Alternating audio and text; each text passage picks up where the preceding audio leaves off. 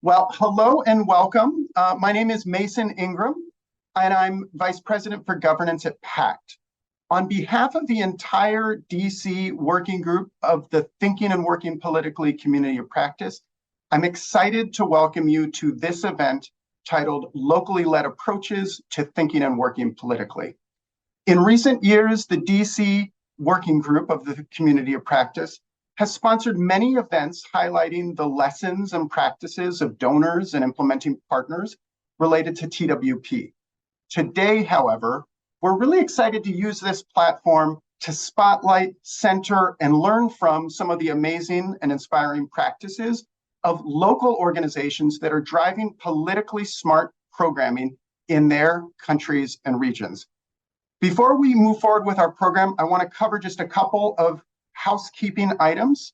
First, please note that all audience members should click the interpretation button and choose their preferred language for simultaneous interpretation.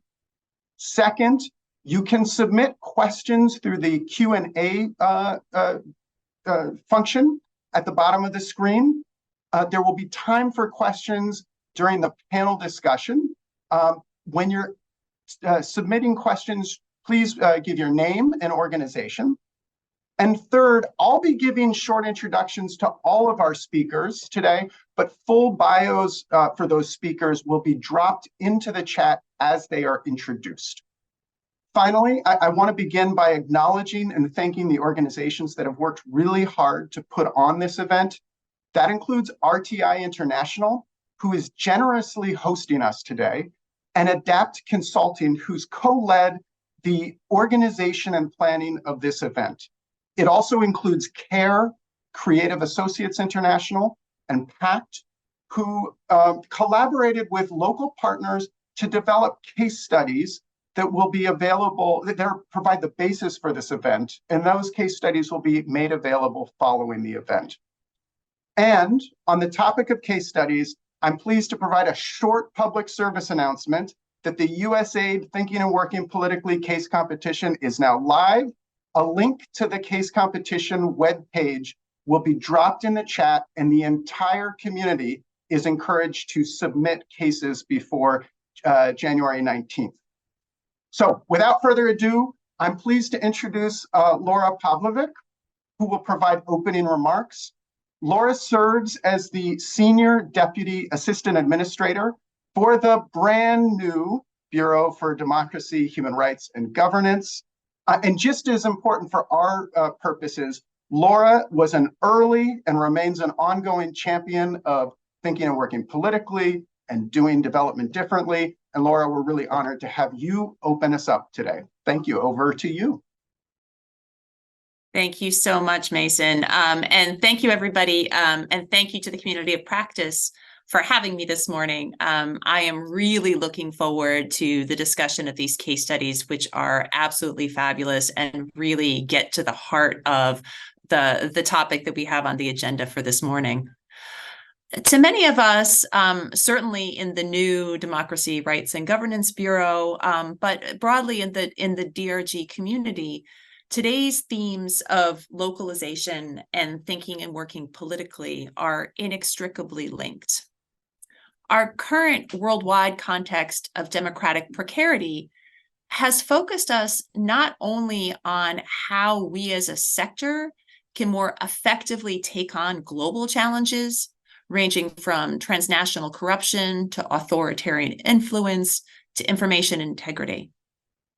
And it's also focused us on how we can most effectively strengthen the resilience of democratic norms and institutions in the countries in which we work.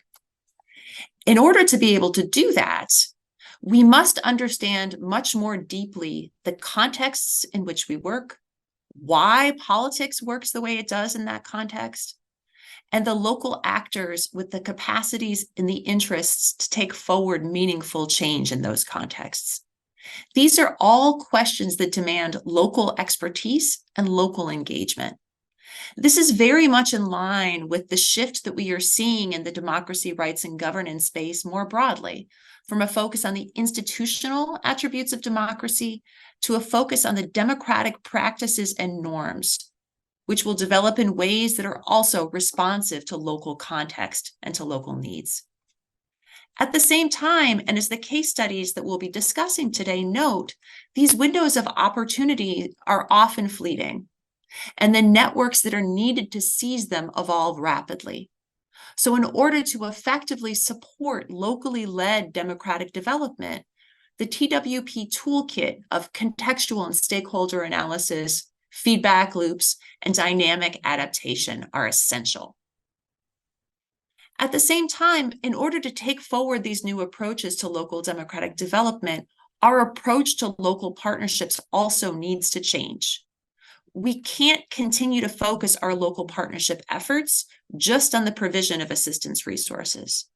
If we are truly committing to strengthening local democratic norms and institutions, we have to shift the power for identifying the change we want to support and how we support it to local actors. And that is at the core of USAID's new focus on local voice. It is really fundamentally changing the way that we are measuring our work on localization and locally led development. Secondly, as our new local capacity strengthening policy highlights, we also have to broaden our conceptions of capacity. If local actors drive development and change, our capacity strengthening efforts need to focus on ensuring that these actors have the networks and the opportunities to contribute and influence over time, not just to manage USAID resources. This approach nudges our capacity strengthening efforts away from one-off training to investing in the platforms, the convening, and the coalition building that can help local actors adapt to emerging challenges and opportunities over time, and to nurture the connections that they need to strengthen local democratic systems. Thirdly, to support truly transformational change, we have to invest not only in the networks that as they currently exist, but also in expanding them. By continuing to focus our efforts on working with the politically savvy actors who are able to navigate power dynamics as they are, we won't plant the seeds of more transformational change over time, and we risk reinforcing exclusionary practices and institutions. This shift is very clearly laid out in the new local capacity strengthening policy, and it is an area where DRG needs to be leading the charge and leading the shift. You'll be seeing a lot more on these shifts and approaches from us in the months ahead as we seek to strengthen our own capacity to advance locally led democratic development.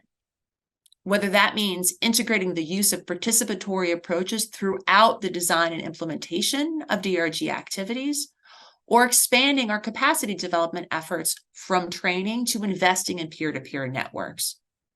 These efforts are central to our work to advance democratic development and strengthen democratic resilience in the countries in which we work. By focusing on supporting context-responsive solutions devised and maintained by local stakeholders and moving from best practice to best fit for real this time, we are hoping that going slow together will get us farther than going alone, only to watch progress undone. We are so thrilled that this community of practice has raised this topic up. A greater attention to locally led development affords this COP a chance to highlight the connections between these ideas and the ways that we can both foster greater savvy among local partners and select partnerships for the context knowledge and the relationships that are essential to successful and sustainable reforms.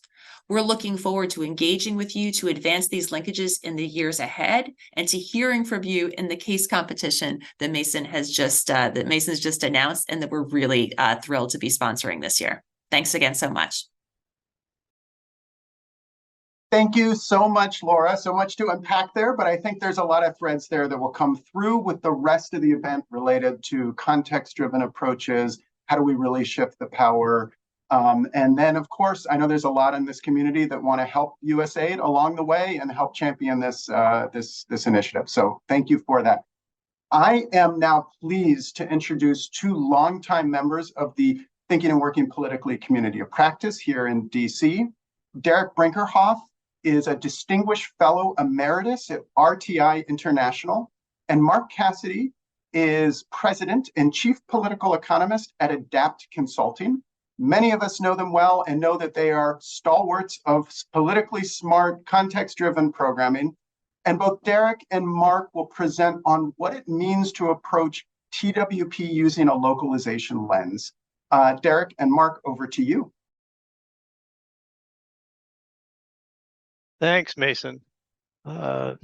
There's a long recognition that sustainable development emerges from the engagement of local actors responding to their priorities and operating within local systems to pursue endogenous change strategies. The challenge for international donors is how to align assistance policies, practices, and resources to effectively support local actors. And this is the heart of today's focus on localization. Among the toolkits the international community has applied are methods that draw on economics, political science, history, sociology, and anthropology to identify and analyze the forces that drive why things work the way they do. The label for this toolkit is TWP, Thinking and Working Politically, and among the most widely used methods is PEA, Political Economy Analysis. TWP has been employed by donor agencies to find entry that can build on and support locally driven development. Mark and I summarized a December 1922 webinar that our community of practice organized on a decade of USAID's experience with PEA and TWP. A key finding from that exercise was that while USAID and its implementing partners have made important progress in thinking politically, much remains to be done to move toward working politically. The progress to date has been largely incremental, pushing for modified rules, procedures, and practices within traditional programming. That is evolutionary change rather than revolutionary. While TWP is still largely driven by international partners in sectors such as health, agriculture, education, and environment, in the democracy rights, governance, gender conflict mitigation, and peace-building sectors, where the politics are more palpable and more challenging, there are numerous lessons to be learned from how local organizations have been implementing TWP and TWP-like approaches successfully. And that's what we're going to hear about today. So over to you, Mark. Thanks, Derek. As you heard from Laura Pavlovic, USAID's localization agenda aims to foster local leadership, strengthen local systems, and respond to local community priorities. TWP can help USAID pursue localization more. However, today's event shifts the focus away from how donors can use TWP to support localization to concentrate on how local actors have applied and adapted TWP to understand and to navigate the political and power dynamics of the local systems in pursuit of their change objectives. Our three speakers today will share with you their experience with using the TWP's toolkit and how they have made those tools their own as they have organized to push for reforms in the challenging domains of addressing sexual and gender-based violence and countering violent extremism. For each case, we asked the local organization to describe the issue they addressed and the local dynamics that shaped the space for intervention. Also, to present TWP tools and methods they applied to maneuver within local dynamics to pursue their objectives. And lastly, to summarize the concrete results of applying the toolkit. We will first hear a brief presentation from each of our speakers, followed by a question and answer period to get deeper into the experiences and the lessons learned. So first, we welcome Dorian Juliet Gómez Osorio from Colombia. She is the Executive Director of Colectiva Justicia Mujer. And secondly, Abdou Kola Bocoum from Mali. He is the National Coordinator for Think Peace. And lastly, but not leastly, Claudine Tsongo from the Democratic Republic of Congo. She's a lawyer and activist with Dynamique des Femmes Juristes. Their bios will be posted on the webinar's chat in due course. Thank you. Over. Okay. This is a feminist greeting from Medellin. It's great to present our methodology and strategic litigation as a proposal that approaches the WP approach. We present our experiences. Let's start with the context. The Colectiva is the first legal feminist organization in Medellin, which is the second most important city in Medellin. We promote and defend human rights and needs and rights of women, and we work for redress and reparation of sexual and gender violence. From its very beginning, we recognize opportunities to promote the rights of women using solutions, legal solutions in Medellin, which is an innovative city, but it's also conservative and violent with women who represent 53% of the population in the city. In the 8 years, we have provided psychosocial attendance and legal attendance to sexual and gender violence survivors using this kind of violence as a weapon of war. We have worked with migrants, with rural women, with indigenous women, survivors of other sorts of violence like domestic family violence in the spheres of education and corporate world. The strategic litigation is the basis for social change that we promote as a part of a set of approaches, and we understand a work that is eminently political, and that we use a disruptive approach, which is to disrupt the hierarchies that exist so that we can have access to the rights of women. Thanks to this, one of our main results of strategic litigation and political advocacy was the formation of the first gender subcommittee with a differential focus with transitional justice, which was integrated into the Office of Transitional Justice of the Mayor of Medellin. And we coordinate the care for the victims of armed conflict. This space was coordinated by the mayor's office. We identified new agencies that could attend to women survivors of violence and results of conflict, and that could promote as well public policies to that end.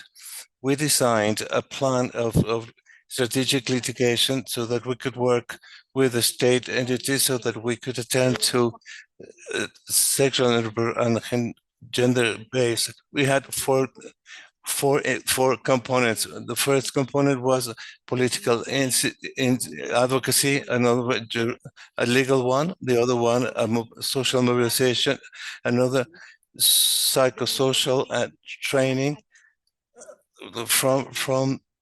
From the first point, we attended to women, for the women that were survivors of this violence. For political advocacy, we included 18 public entities so that we could intervene in the cases that we took up. We promoted the initial a commission to follow up the cases that had to do with the security of women within the mayor's office of Medellin. And the Committee of Justicial Justice needed this kind of help, and we got we kept a plan to achieve our objective. We created alliances with other people and social organizations, social society organizations, and agencies of at the national level. We also worked in other countries, in Canada, for example, and we promoted the legal component because we saw that the processes were being so late. So that's why we promoted tutela action to take care of the women that had been victims of violence. We also struggle to make the victims of these kinds of violence rights holders.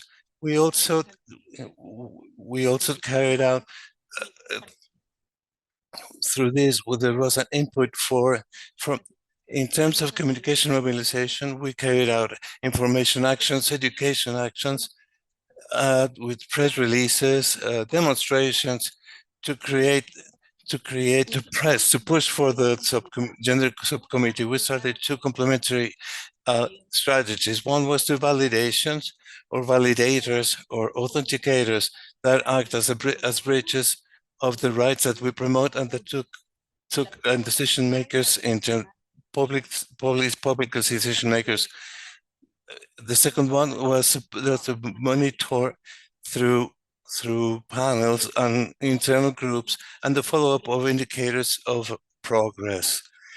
Through this monitoring, we identified that not everything was happening the way we wanted to, and they adapted to the advocacy component and the legal component. Among the challenges and challenges that we have found of these 5 years of the gender subcommittee, we created the decree and rules within it so that this space remains. The creation also of the situation of women within the conflict framework, and we reached an agreement between 2016 and 2022. Advocacy with women's organizations, Afro-American organizations, and peasant women, as well as for molestation, of the regulation of the space, and to incorporation of the service perspective as part of the subcommittee. Today's subcommittee faces different challenges because it has to adapt to different work to attend to other communities like LGBTQ persons. Today, we recognize the integration of strategic social strategies and public policy strategies, which we have collected. We learned that we need to continue involve disenfranchised sectors so that they can help us with our strategic litigation. We also think that it was fundamental to map actors to facilitate, to determine whether they hinder or improve the reform. Our practice are aligned to the TWP methodology, require careful documentation. One of the things that we used was the knowledge section, because we documented our lessons learned. Our creative innovation awareness has not stopped. Many donors and donors think that the decision for that favorable verdicts are the final destination, but for us it's only the beginning. It's only the beginning to satisfy the needs of victims. It's important to say that the Colectiva has results if we serve the person that we intend to serve, by changing the judicial system and the collaboration with decision makers, and also to talk about those who fund us, to consider these questions. We select and understood the problems, are fully understand, and the persons who are the beneficiaries of change, the stakeholders are mapped so that those that can enjoy the program. The project has to help decision makers to implement decisions and to exercise pressure, external pressure, legal, political pressure, or on this decision makers, and the cultural changes in terms of public policies. And lastly, but importantly, the question key is that if this work is being paid by fairly. Today, we recognize that if we have to answer these questions, if we answer these kinds of questions, we will have achieved success. So we invite you to take a feminist look at experiences like ours. Thank you very much. Thank you so much, Juliet. There's so much we'll come back to in the panel discussion. I'm happy now to turn it over to Abdou Kola Bocoum, who, as Mark mentioned, is the national coordinator of Think Peace Sahel, a non-governmental organization which works on security, conflict management, and prevention of violent extremism in Mali, Burkina Faso, and Niger. Collaborating with Creative Associates International, Abdou recently documented their adaptive and politically smart approach to addressing drivers of and responses to conflict. So Abdou, we're happy to hear from you, and the floor is yours. Hello, everybody. Thank you for giving me the opportunity to help to give Think Peace an opportunity to present our approach and results. What you need to understand is that Think Peace is an NGO, as you said, in Mali, which exists in Mali, in Burkina Faso, and Niger. And Think Peace has 3 departments. We have a department which deals with reducing intra-community conflicts, one to help trust between the security forces, and another force to prevent radicalization. And our objectives is to help to resolve the social fabric, to heal the social fabric. And so, okay. So as I was telling you, Think Peace is the third department of Think Peace, deals with preventing radicalization. We want to heal the social fabric. So we have several approaches in order to on the ground for our activities, and which also gives us results.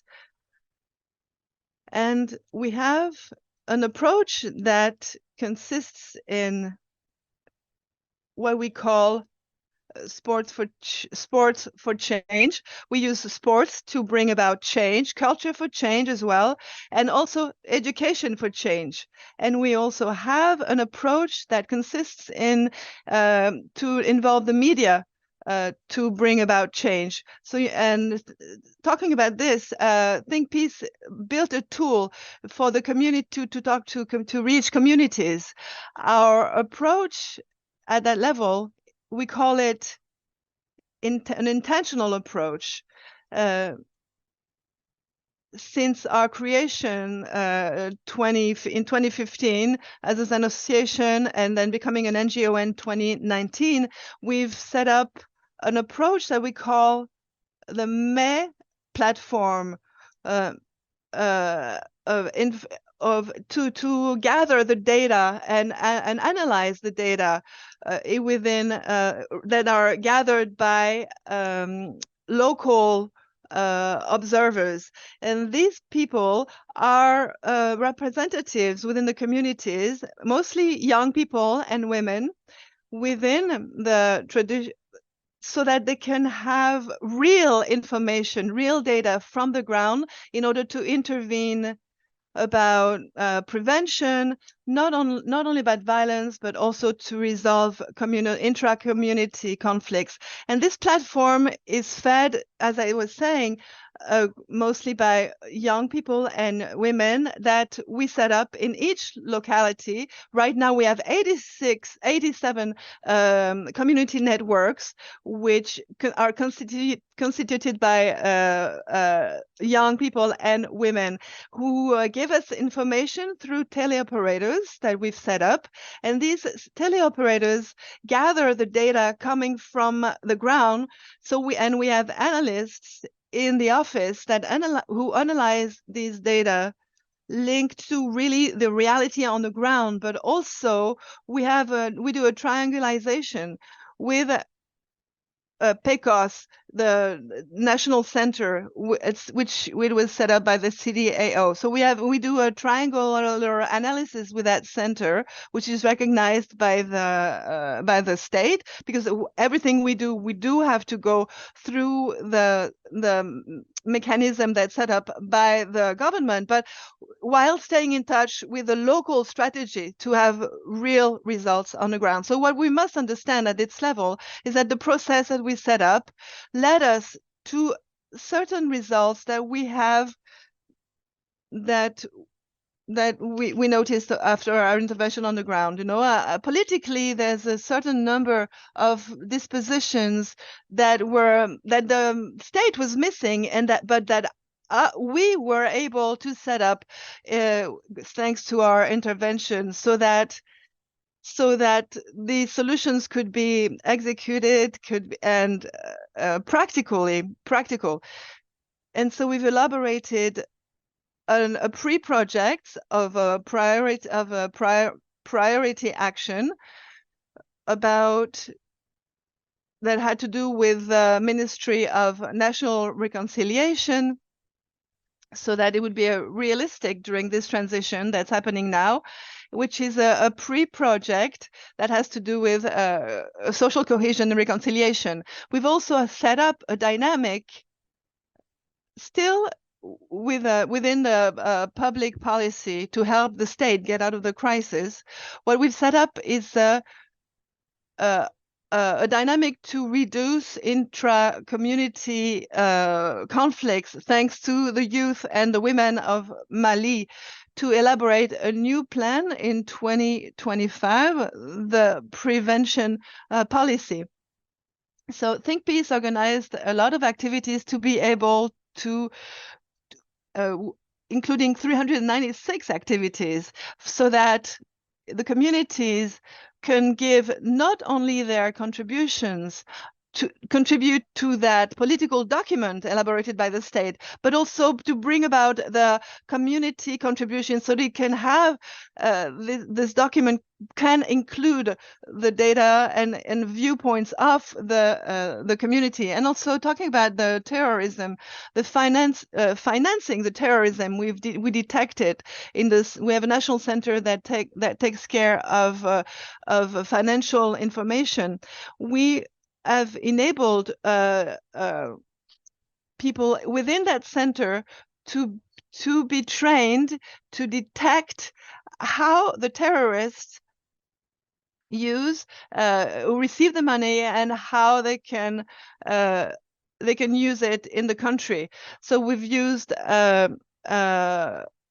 national police investigators to look into the financing of terrorist organization. We've also elaborated a follow-up of ex-prisoners, because what happened in Mali, there was no follow-up when people left prison. So what we've set up is to enable a document, and also an action plan 2026 would be established. We've also another initiative is called PDSEC, which is a cultural program, and within this context, Think Peace helped 5 collectivities which elaborate their own economic and cultural and social program, taking into account all these questions of preventing community conflict and to fight violent extremism. The other thing I want to recall is that Think Peace was able at one point, thanks to its actions, to mobilize a lot of youth who were involved in terrorist groups. In 2016, we were able to get 30 youth rescue them from these groups, and we've enabled them to demobilize them from these groups. And right now, with this approach that we're using on the ground, we are working with 500 ex-fighters so that they can be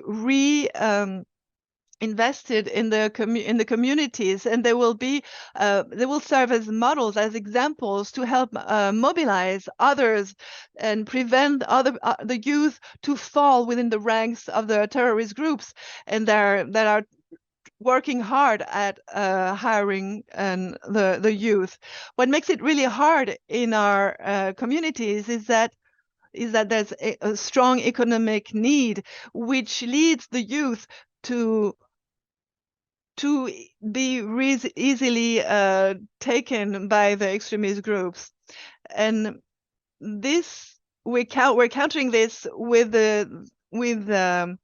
what we're establishing, with the tools that we're establishing with our intervention strategies, which helps us not only planify but also execute and contribute to the results that we have on the ground. And these groups, as I was mentioning, was mostly made up of youth and women, and who are really the basis of Think Peace and our activities on the ground. So our approach comes from this mechanism, integrated mechanism, but also from community observers with whom we work, who are essentially constituted of village chiefs and griot youth, and also in the private sector.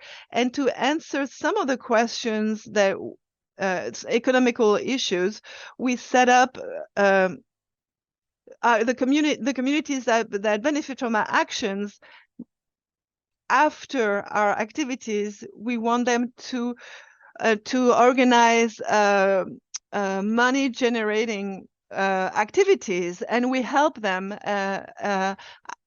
to organize those activities. And lastly, we also set up recently a network, the Sahel network for Sahel, with youth from Mali, Niger, and Burkina Faso, to gather, to join up our efforts, these three country approaches.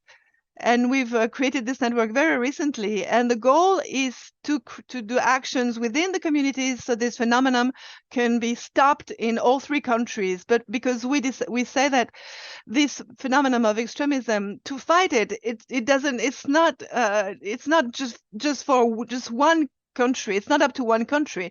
It depends on the strategy and working together of these three countries. Thank you. Forward to discussing that more in just a few minutes. Claudine Tsongo, who is the coordinator of Dynamique des Femmes Juristes, a women's-led organization, women's rights and leadership, gender-based violence, impunity, and gender equality in emergencies. Claudine recently collaborated with CARE to document the political nature of her and DFJ's work to ensure responses to gender-based violence, both within the justice system and at the local level. So Claudine, we are happy to welcome you, and the floor is yours.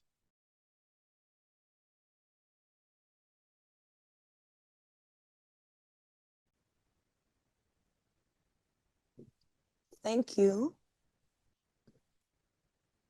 Good day, good evening, everyone. Welcome. Thank you for this opportunity.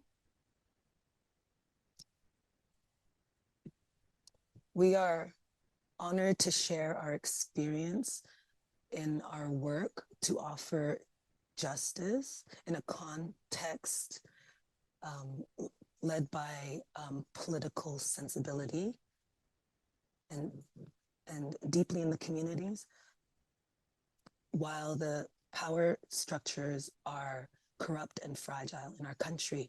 Of course, I coordinate a consortium in the scope of the CAFI project, and it's a call to action field of implementation. It's a project to make more effective on the ground with different partners for action for violence against gender-based violence in an emergency. I've been doing this since 2020 in Central Africa and in West Africa. In this project, we work with organizations led by women so that we can have change and mitigate risk, gender-based violence. In this presentation, I will focus on our approach and our experience working on the ground to provide services to,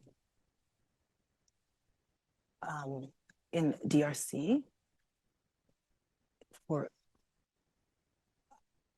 I will share some political elements, some challenges and obstacles as we implement gender-based violence on a local level. Of course, in terms of prevention and risk, gender-based violence, my organization of lawyers, our mission is to be the voice of survivors, to help them access their rights, give them particular attention on gender-based violence,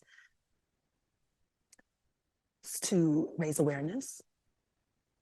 It's not easy work, especially in the context I emphasized that is very political. It requires a lot of groundwork. We coordinate work for the survivors. We inform them about their rights. We inform them about the judicial system, and we make lawyers available so that they can accompany them throughout the entire process, from the police all the way to the decision by the jury. We include transport to get to the hearings, food and board. It requires capital. There are a lot of obstacles in DRC. There is no specific law for gender-based violence. A lot of survivors are not recognized as such in society, and they are found without any justice. With the system that leads, there is a problem with it increases stigma for survivors, and it prevents them from seeking help. We encourage them to seek justice, and there's still a lot of challenges. The judges are corrupt. The cost associated with justice is increased. And at our level, what are our approaches to help survivors to access justice? Of course, we put in place different strategies because in the context that we have, we experimented that one strategy is not enough, and with the diversity of the obstacles. First, we work with a range of partners at all levels, individuals, judges, lawyers, survivors, and community workers. It's so that the efforts are comprehensive and collaborative. We organize awareness campaigns to inform the population to know their rights, to know that gender-based violence is a human rights violation, and the communities understand that women have a right to justice, and survivors who were touched and need to be recognized, and to be recognized and courage to live in community. But together we work. There is transformation in the society of systems so that community members are more reactive to violence and to prevent stigma and to improve access to justice. We also work to improve local leadership. We work with the community that is affected, so they're put in the center of change. It is the community that are expertise in the affairs, and they work in this level, and they speak the local languages, and so they bring it into context on a local level. So we work to build their capacity so that community members, survivors, and we talk about social change. So we guarantee that the message is spread, it's clear, it's accessible, and it's full of confidence and trust. We use media to reach more people, and we use participatory theater to interact with people so that the message is more deep. We did a map to list all the obstacles and solutions. We made an effort to understand political situation as a whole, the judicial system. And so we adapted the context and the strategy for these range of challenges. On the ground, we improved our reach in communities affected. We have law clinics to help understand, to allow survivors express their concerns and to help them with their process. We organize hearings, and we go into the communities, and we organize in the community so that we help to train and to comfort the survivors in their community. And they have a sense of community about violence and to know that justice is being served.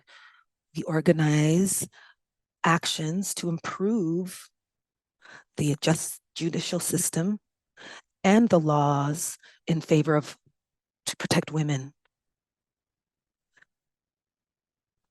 We have done so that the family code is emphasized more on the rights of women, and we really made improvements that really helped, and especially including gender-based violence.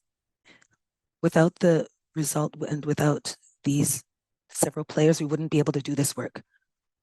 With our work, access to justice is more long-term, sustainable, because it's handled by local organizations. We understand that the organizations led by women are fit for this type of work. And most of gender-based violence is against women and girls, and so they need to express themselves and to share with other women to build trust and confidence. And so, but the majority of the authors of this are men. This strategy have led to very impressive results. We accompanied 1,600 cases to court. By the end of the year, 430 judgments had been pronounced and 390 convictions. And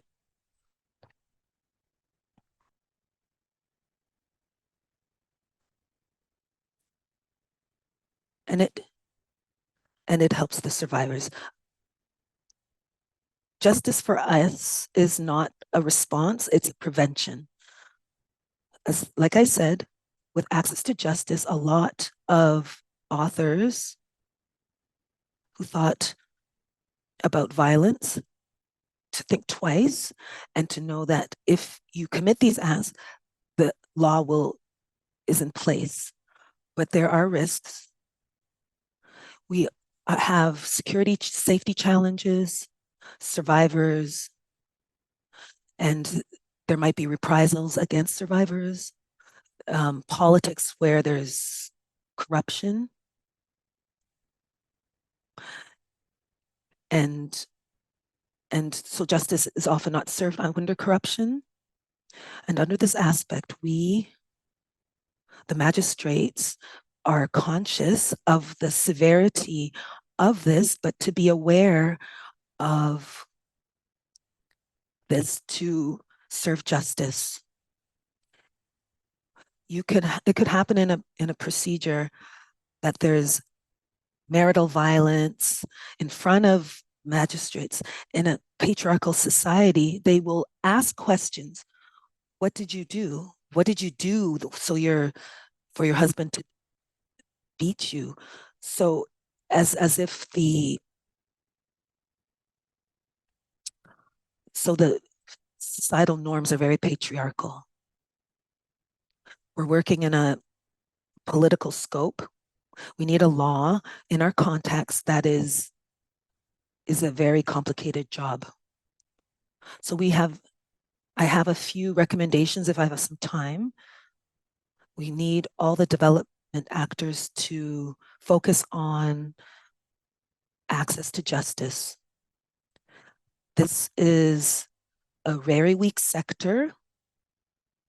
We need these players to focus on prevention instead of reacting. With prevention, we can contribute more to eradicate gender-based violence. And thirdly, we wish that players intensify the localized approach. Access to justice and prevention, mitigation of risk, and response to gender-based violence is more sustainable when it is carried out by local actors. Thank you very much. Thank you, Claudine, for sharing your really amazing work. When you think about the amount of the kind of quantity of judicial outcomes you have achieved in a really difficult context, it's really inspiring.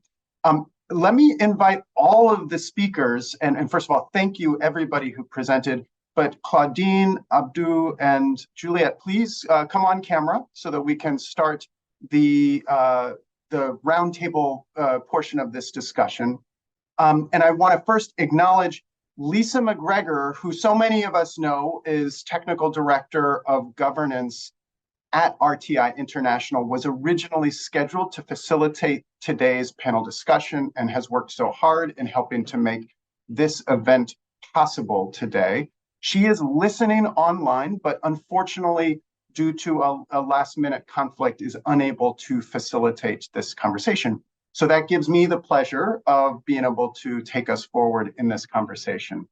I have some questions that I'll lead off with, but I do invite the audience to submit questions through the Q&A function, and we'll try to get to as many as we can. Juliet, let me start with you. One of the things that I've been struck by, both in your presentation today and through my past conversations with you working on the case study, is that you really use multiple very different strategies for trying to influence local government agencies.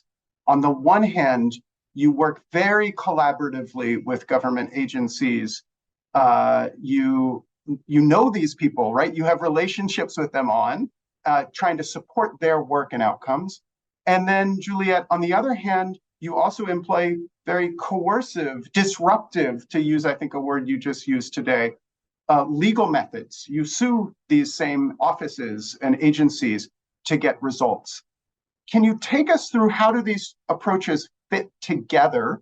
And how do you determine when to use a more collaborative versus coercive approach to pursuing your outcomes?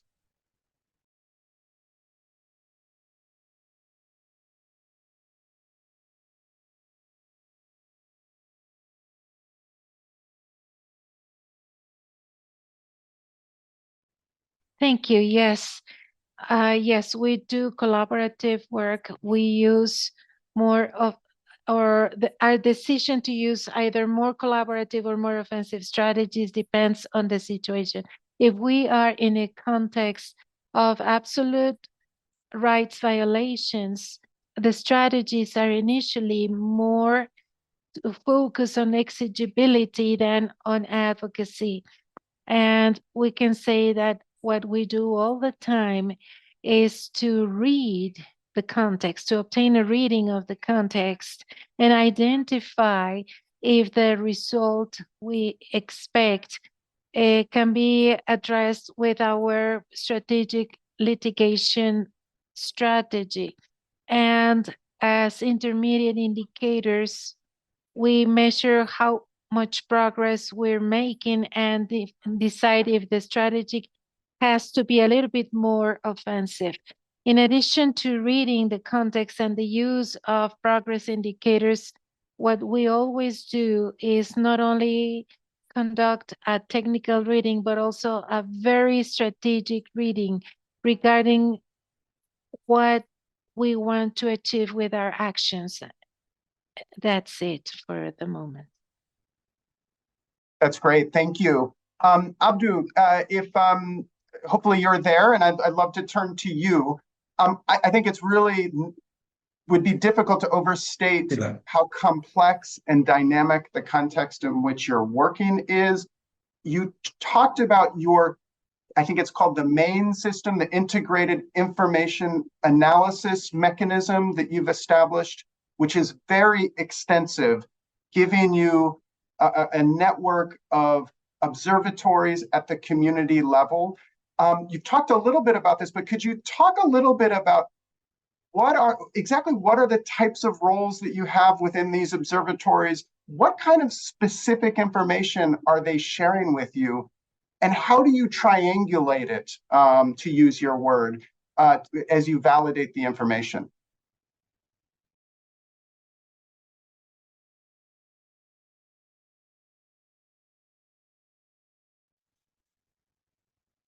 What you need to know, it's local networks that we installed in all areas.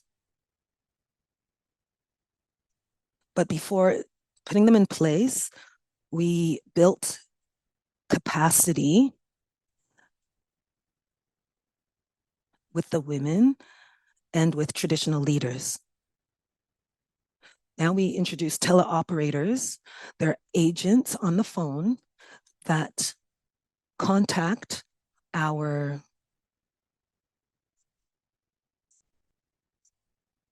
teleoperators that we contact, the network local operators on the ground. And the information collected by these teleoperators that analyze this information on a central lake. We have experts that we work with in a very known school. It's a well-known school of peace, and we have experts there. We have Think Peace experts. It's a department that focuses on research, and this integrated information is placed on a platform. On a security level, we analyze the data and we gather the information at the level of the state. When we take the community observers,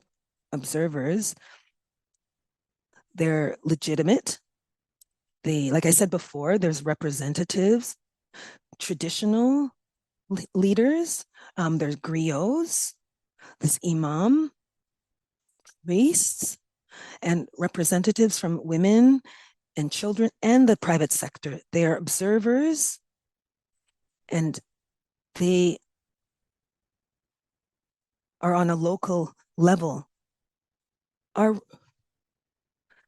We don't try to resolve conflict, but we put in place a conflict resolution method as a prevention method.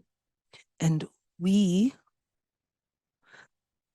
could say we do it voluntarily, but the cost of their coming together, we cover that. Everything else they do on a voluntary basis. This is how we use our resources on the ground. The latest network that we put in place is with NGOs from organizations in Mali, Burkina Faso,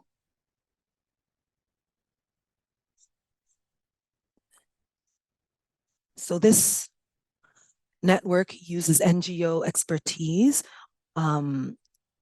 against terrorism, violence against gender-based violence in the area. That's great. Thank you so much, Abdou.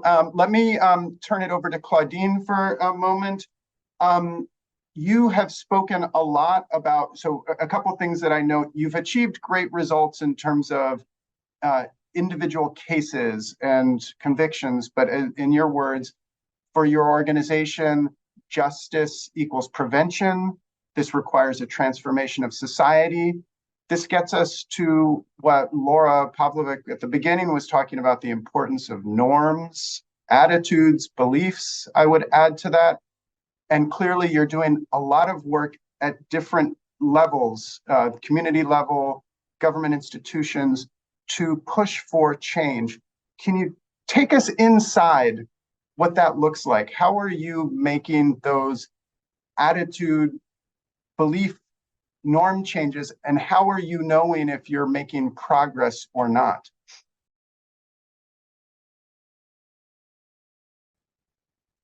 Thank you. So what I was saying is, so sorry about this. We're realizing, we noticed the changes because we understood that success comes from anchoring in the community. The structure, you know, any structure can go away, any organization, but change will be longer lasting if it really happens within the community, which is affected by the problem. So we notice we focus more on the community so that its members, and when we talk about community members, we think about all layers, you know, we have all stakeholders, we have survivors, violence, we have deciders, people who, you know, policymakers. So the whole population can understand the problem and can ask themselves about why the problem exists, what can we do, what are the consequences that exist that come from this problem, and what are the actions that we can set up so that the community really takes charge. And so it's really a long, it will be work that will be need many years, with everybody bringing their own contribution. And what we do, we're really kind of facilitating the process. And this is why we think that this work has become a passion for us, because of course we understood that gender-based violence is a reality in our community, but access to justice didn't used to be that easy. And as I said, it's also a prevention. And this is why that we brought our expertise as legal expertise, because the solutions can't be found by just anybody. And we think that the change will come progressively, because mentalities, you know, don't change that easily, but, you know, little by little. And we are convinced that even beyond the DFG, our organization, tomorrow other organizations will understand then the work was not just DFG's work, but the community work. And this is the fight we need to continue. And I fight so that my children tomorrow don't experience what I lived through, and that they understand that the fight must go on. And also must leave a society that is more equal than the one that I inherited from the past. Thank you so much, Claudine. there's a couple really good questions from the audience. Let me turn to a question that Kelsey has asked. I'll start with Juliet, but I think this question can be for everybody with maybe short answers so that we can get through more questions. The question from Kelsey is, what are some of the most important things that donors can do to enable collaboration, adaptive management, kind of being flexible within your approaches? So what can donors do to enable this adaptive, multi-pronged work that you are all doing? Juliet, maybe quickly to you, and then we'll go down the line for quick responses. I know you all have opinions on this topic. Yes. I was touch upon it a little in the conversation. Well, I have to just touch on some points that have to do with the relationship, specific relationship with feminist organizations like ours and other more in-depth points when we apply methodology. First of all, I think that a challenge with working with donors is that is to guarantee the agency of the methodologies and the political and strategical bets of those of us who are in the ground. Because donors have come with their methodologies seeking to apply them, but what we have done is to negotiate that agency, that autonomy. The other thing is that we had to do is that when we recommend as well is the recognition of affirmative action for organizations like ours that work from a feminist bet for women's rights. And it's important that the donors understand why, for example, we work only with organizations like us, only with women, but they write and say us to include men, but our political bet is to work with women. And the idea is that the organization understand that this has a political end.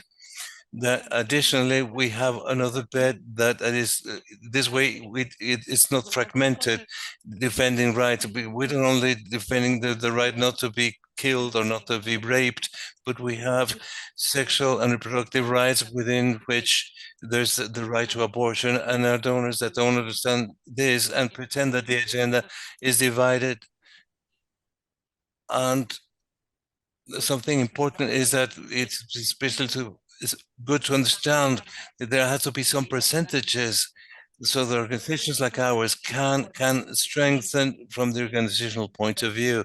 We have a discussion that we are talking about a budget for our well-being policy, security policy beyond the activities that are included in the project, because we include those activities, but they are not considered important. And to apply our methodology, there are some questions that I've made within my intervention, that it's important that when applying, when we do our work, we have to verify if we are carefully selecting the problem to solve, and that we are benefiting the beneficiaries, the objects of change. We need to listen to listen, in our case, the victims, survivors. We also need to identify if the project organization with which we are working and the donor can potentiate the capacity, the ability that this organization helps decision makers to implement reforms, but also to press them if reforms are not carried out via a negotiating way. That way we carry out political advocacy so that we push for results. Another important point is that the changes that are promoted have to be structural changes, more than just solving case by case. Because if we do that, you and us will take us a long time. So we need to reformulate or remove called structural barriers. I think that we can do that through advocacy in public policy to transform institutionality and have assistential actions so that we solve basic needs of the victims that are very important, but that we combine political actions for incidents, for advocacy, and long-lasting changes in public policies. Thank you so much, Juliet. Abdou, let me turn to you for just one or two recommendations for donors in terms of how they can support more adaptive programming, and then we'll move quickly to Claudine before we try to get at least one or two more questions in. Abdou.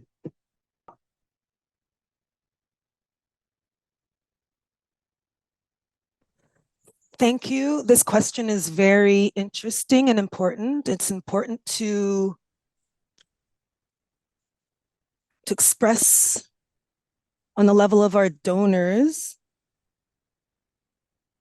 We put in place mechanisms and methods, but it's also important to the sustainability of this mechanism is important because it gave good results in some areas.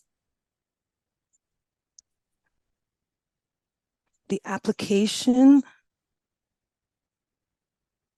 in an organization, only one mechanism is not enough. It will not bring change to a certain level that is sustainable. In a specific country, it's important for sustainability of something that is important.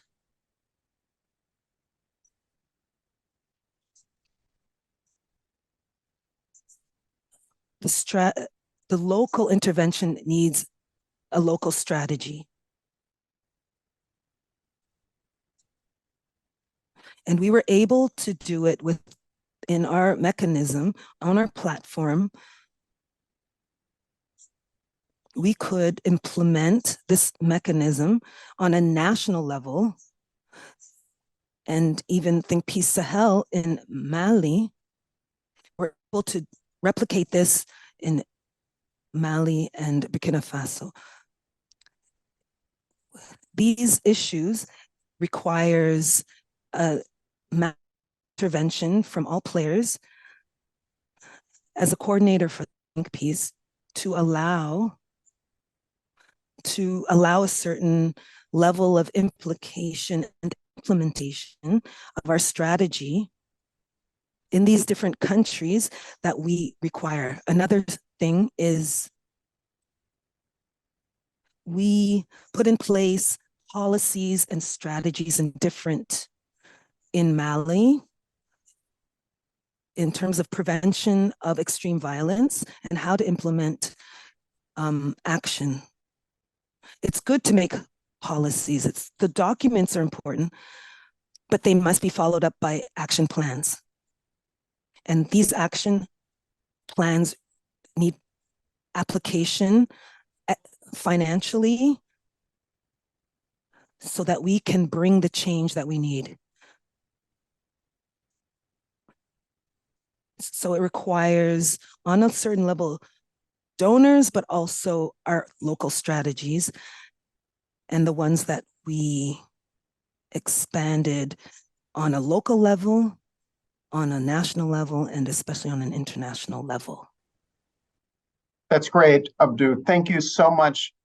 Claudine, I would like to give you a slightly different question to end up with, just looking at the time.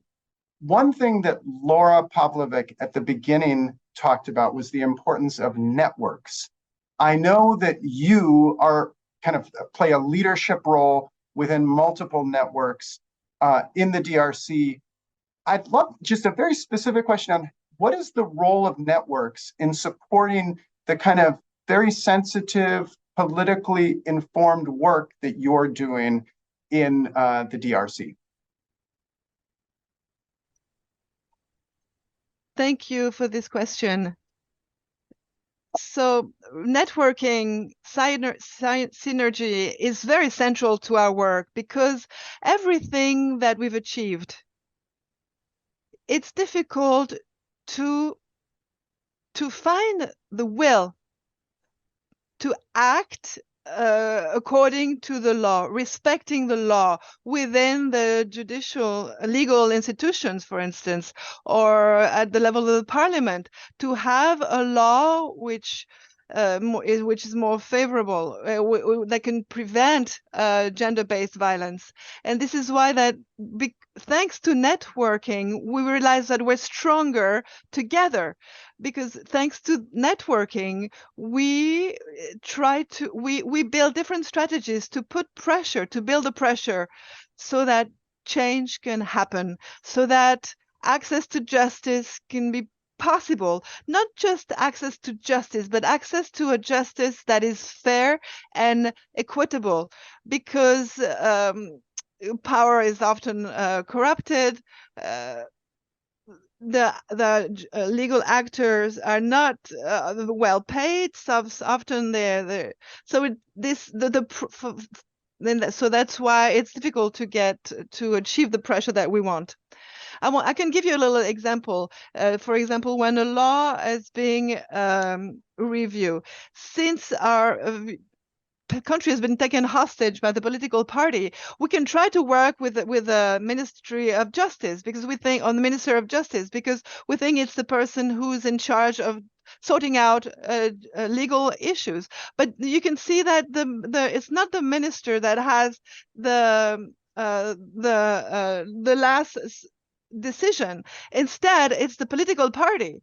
So, but if you manage to convince the ministry without networking, without diversified strategy, without the media, without sittings, sometimes we even use actors of the social society to sit in front of the parliament, in front of the assembly, National Assembly, in front of the Senate, to put the pressure on. And that without that networking, we wouldn't achieve the results that we have achieved. And to get to a law, more favorable law, we have to suggest a draft within the social society, what we want that law to look like. And this is thanks to the network that we can have access to different expertise to write this draft, to find the right person to present it, and how to put the pressure to pass it. Even if it takes a long time, many years, it can bring results, and we couldn't do that without networking. It has a really central role, thanks to that is done by women, organization led by women. And if we'd given up, I think many laws that are in favor of women now wouldn't have seen the light, because National Assembly are dominated by men who have been educated in a society of social norms that are negative, that are very negative, that don't even understand the meaning of the laws that we are fighting for. So it's thanks to this networking and the work of a women organization that we managed to bring about this new law. And it's also the work of many donors, because we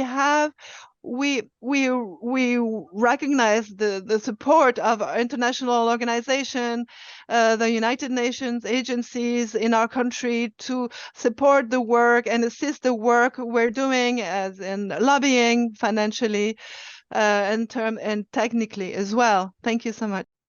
Thank you so much, Claudine. And I want to just thank all three of you, Juliet, Abdou, and Claudine, for your presentation, for participating in this. There are more questions that are fantastic from the audience that we're not going to get to because of time. I apologize to all of you who have submitted questions, but I do want to make sure that we have time for our closing remarks. So as I said at the beginning, we will be publishing and sharing out the case studies that each of these presentations were based on in the coming weeks. I am pleased to introduce now Alina Rocha Manekal to deliver closing remarks. Alina is a founding member and director of the Global Thinking and Working Politically Community of Practice, hosted by the University of Birmingham. She is also a principal at the Policy Practice. She has served as a principal research fellow at ODI, and many of us know her as a true and genuine thought leadership on all things TWP. Alina, please take us home. Thank you. Thank you so much, Mason, and thanks everybody for inviting me to take part in this event, which I have found absolutely wonderful and very encouraging and energizing in many different ways. So excellent effort from all involved. And I want to especially thank Juliet, Abdou, and Claudine for wonderful contributions that you have made. A couple of quick reflections from me. Firstly, to say that thinking and working politically is intricately linked to localization. And I think this is because at the very essence of thinking and working politically is the need to understand how change happens and why, and what pressure points for change are being developed at the local level, which I think all of our three speakers have talked about. And then based on that understanding of where the levers and pressure points and drivers for change are at the local level, how actors from the outside can help to harness those efforts so that they become more potent. But TWP is not about imposing a view from the outside of what should be done at the local level, but very much about understanding how change happens at the local level and taking a backseat to enable those local actors to thrive with the change they're trying to drive and on the basis of support that may be provided from the outside. So I think this has been a wonderful rendition of that. There are ongoing debates in this space around thinking, working politically, which a lot of you probably have been involved in, around what it might mean to work with or against the grain, and whether the necessity to work with what is on the ground, so working with the grain, might in a way mean that you end up recreating power structures. And I think on the contrary, from what we have heard here from all of the three speakers, is that there are multiple grains, and that the challenge that international actors have is really in identifying where those grains that want to change things are, and really work to empower them. And I thought that what we heard about, especially women and young people becoming agents of their own change through the support that they're getting from the local partners that we heard from, is absolutely wonderful. And it's really encouraging to hear that kind of work happen. And that to me is a great example of what it means to work with the grain, perhaps in a less traditional manner. So I wanted to say that.